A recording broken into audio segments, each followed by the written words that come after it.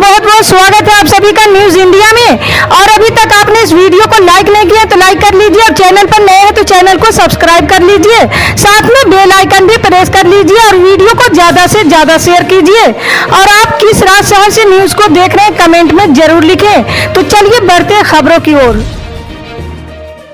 आपको बता दें कि पेट्रोल, डीजल और घरेलू एलपीजी गैस की कीमतों में लगातार हो रही बढ़ोतरी ने देश के आम लोगों को परेशान कर रखा है। देश में अभी भी जिन्हें एलपीजी गैस नहीं मिलती है, सरकार उन्हें केरोसिन उपलब्ध कराती है। लेकिन जब आप गुजरात में केरोसिन के दाम सुनोगे तो हैरान रह जाओगे। गुजरात के छोटा उदयपुर में फिलहाल 1 लीटर केरोसिन की कीमत 99.19 रुपये तक पहुँच चुकी है। आप ये सुनकर चौंक गए होंगे, लेकिन ये बिल्कुल सच है।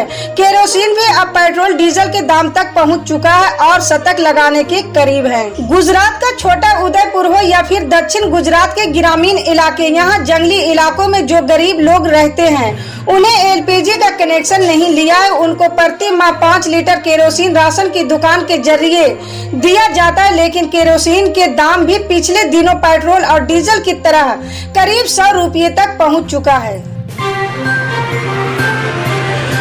आपको बता दें कि महंगाई, कीमतों में वृद्धि और दैनिक आवश्यक वस्तुओं पर जीएसटी लगाने को लेकर कांग्रेस के नेतृत्व वाले विपक्षी दलों के लगातार विरोध के बीच राज्यसभा की कार्रवाई बुधवार को पूरी तरह बाधित रही है और बाद में इसे दिन भर के लिए स्थगित कर दिया गया है।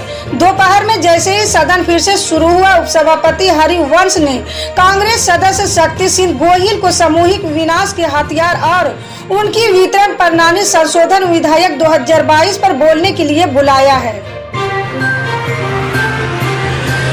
आपको बता दें कि महाराष्ट्र के सियासी संकट पर उद्धव ठाकरे की अगुवाई वाले खेमे और एकनाथ शिंदे खेमे की याचिकाओं पर चीफ जस्टिस एनवी रमन्ना की बेंच में सुनवाई हुई। सभी पक्षों की दलीलें सुनने के बाद सुप्रीम कोर्ट ने कहा कि अगर जरूरी हुआ तो कुछ मुद्दे बड़ी बेंच यानी संवैधानिक पीठ को भेजे जा सकते हैं। इसकी अगली सुनवाई 1 अगस्त को होगी। सुप्रीम कोर्ट ने सभी पक्षों से मंगलवार तक जवाब दाखिल करने को कहा है। मध्य प्रदेश के चुनावी मैदान में पहली बार उतरी असदुद्दीन अवैसी की पार्टी मजलिस-ए-इत्तेहादुल मुस्लिमीन ने जीत की शुरुआत कर दी है। नगर निकाय के दूसरे चरण की मतगणना में एआईएम ने खरगोन के 3 वार्डों में जीत दर्ज की है। खरगोन नगर पालिका में 33 वार्डों में भाजपा ने 19 और कांग्रेस ने 4 पर जीत दर्ज की है। खरगोन में एआईएम के प्रत्याशियों की जीत ने साफ कर दिया है कि इस क्षेत्र में हिंसा के बाद हुए ध्रुवीकरण का लाभ सीधे सीधे भाजपा और अवैसी की पार्टी एआईएम को मिला है। गौरतलब है कि अवैसी ने अपने उम्मीदवार उन्हीं क्षेत्र में उतारे थे जिनमें ध्रुवीकरण की संभावना थी। जिन क्षेत्रों में पिछले कुछ माहों में सांप्रदायिक तनाव की घटना हुई थी, लिहाजा अवैसी उन्हीं इलाकों में अवैसी सक्रिय दिखाई दिए थे। इसके अलावा अवैसी की पार्टी को जबलपुर में 2 सीट पर और 1 बुरहानपुर और खंडवा में 1-1 सीट पर जीत मिली है। आपको बता दें कि राजनीति के मंच पर अपना किरदार ढूंढ रही बहुजन समाज पार्टी की सुप्रीमो मायावती ने हिमाचल प्रदेश और जम्मू कश्मीर के आगामी विधानसभा चुनाव में ताल ठोकने की तैयारियां शुरू कर दी है। उन्होंने बाहरी राज्यों के बसपा पदाधिकारियों के साथ बैठक की है। इस दौरान हिमाचल प्रदेश और जम्मू कश्मीर में होने वाले विधानसभा चुनाव के पदाधिकारियों के साथ विचार विमर्श किया गया है। बैठक के दौरान उन्होंने उत्तर प्रदेश की योगी आदित्यनाथ सरकार और पंजाब की भगवंत मान सरकार के कामकाज को भी आड़े हाथों लिया है। आपको बता दें कि किसान नेता राकेश टिकैत ने बुधवार को नेपाली नगर का दौरा किया और जिला प्रशासन की ओर से तोड़े गए मकान मालिकों से मिले। टिकैत ने कहा कि बिना मुआवजा किसानों का जमीन अधिग्रहण करना पूरी तरह से अवैध है। सरकार पहले किसानों को वर्तमान दर पर मुआवजा का भुगतान करे, इसके बाद जमीन अधिग्रहण की बात हो। पूर्व मुखिया चंद्रवंशी सिंह ने कहा है कि सरकार किसानों की जमीन पर अधिग्रहण का दावा कर रही है, लेकिन अब तक किसी भी किसान को 1 रुपये का भुगतान नहीं किया गया है। ऐसे में आवास बोर्ड का जमीन अधिग्रहण का दावा पूरी तरह से अवैध है।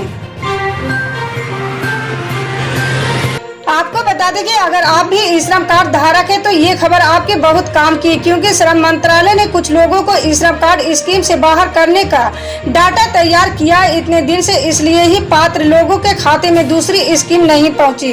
मंत्रालय ने ऐसे लोगों का रिकॉर्ड तैयार कराया जो स्कीम के लिए पात्र ही नहीं है, साथ ही जिन्होंने कार्ड बनवाते समय अपने डॉक्यूमेंट ठीक से अपलोड नहीं किए। कुछ ही दिन में विभाग ऐसे लोगों की सूची भी जारी करने वाला है, इसलिए ये लोग ई श्रम के तहत मिलने वाला धनराशि का इंतजार ना करें।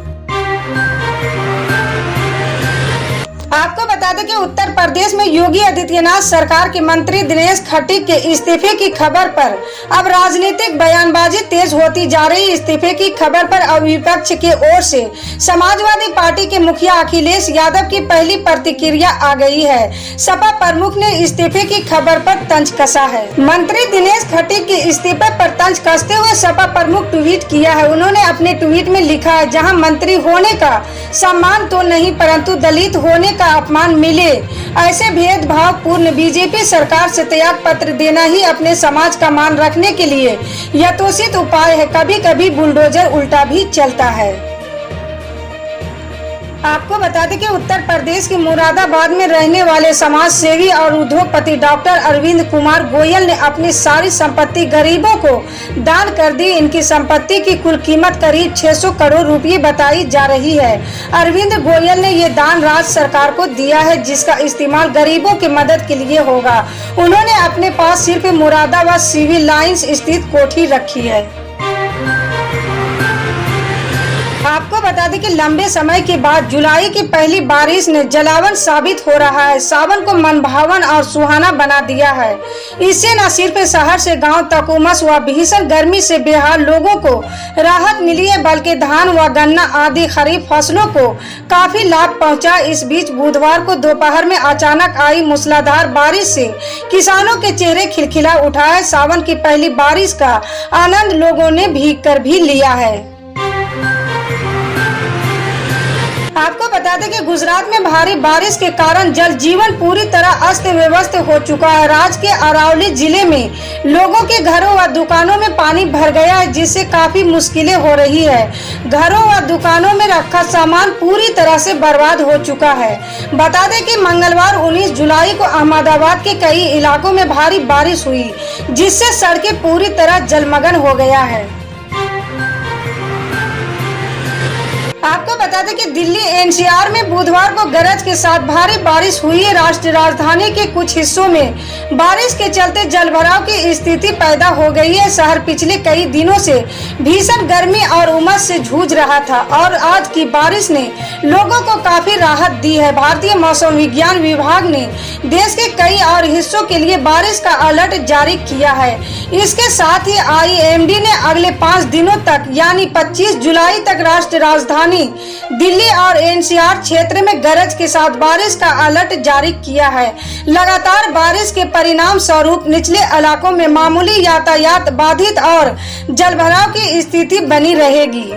इसी तरह की पल पल के अपडेट जानने के लिए जुड़े रहे हमारे न्यूज इंडिया के साथ। मिलते हैं अगली बड़ी खबर में, तब तक के लिए जय हिंद।